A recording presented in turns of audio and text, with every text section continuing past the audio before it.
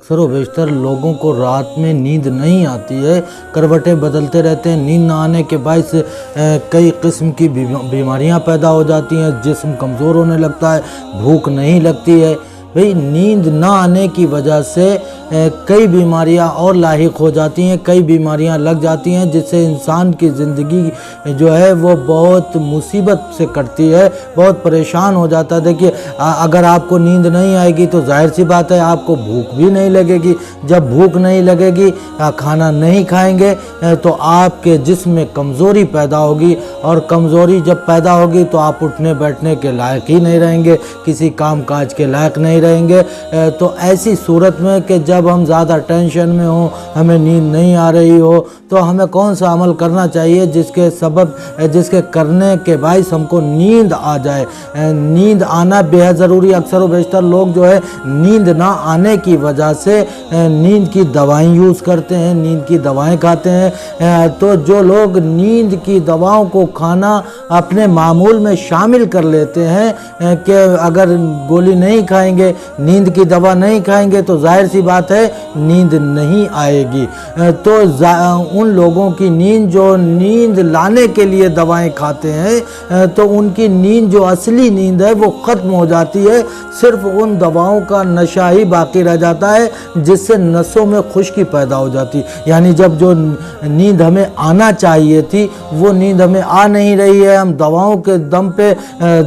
دواؤں کے بل پر بے ہوش پڑے رہتے ہیں، تو اس کو نیند آنا یا سونا نہیں کہتے ہیں۔ اس سے دماغی توازن کم ہو جاتا ہے، نسیں خشک ہونے لگتی ہیں، بہت جلدی انسان بالکل جو ہے بستر مرگ پر پہنچ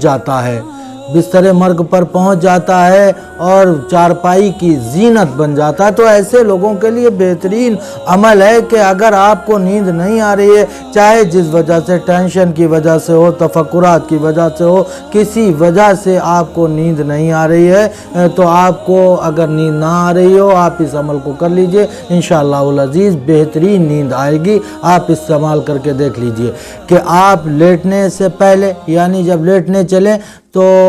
وضو بنائیں، اچھی طرح سے وضو بنائیں اور درود پاک پڑھتے رہیں جب تک نیند نہ آئے۔ جب آپ وضو بنا کر لیٹیں گے، جب وضو بنا کر بیٹھیں گے اور درود پاک کا ورد کرنے لگیں گے تو دیکھیے درود پاک میں بہت بڑی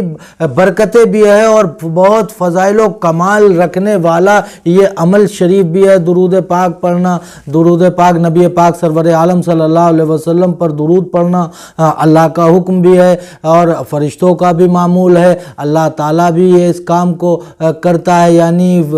قرآن گواہ ہے، اللہ کہہ رہا ہے ان اللہ و ملائکتہ یصلون علی النبی، کہ نبی پاک سرور عالم صلی اللہ علیہ وسلم پر اللہ بھی درود بھیجتا ہے اور اللہ کے ملائکہ بھی درود بھیجتے ہیں۔ یا ایھا الذین آمنوا صلوا علیہ وسلموا تسلیما، تو اے ایمان والو تم بھی درود و سلام بھیجو نبی پاک سرور عالم صلی اللہ تعالیٰ علیہ وسلم پر۔ تو اگر نیند نہ آئے تو آپ وضو بنائیں، وضو بنانے کے بعد درود پڑھنے لگ جائیں، انشاءاللہ العزیز اتنی بہتر نیند آئے گی کہ آپ تعجب کریں گے۔ رب کائنات ہمیں اور آپ کو سب کو یہ عمل کرنے کی توفیق رفیق بخشے۔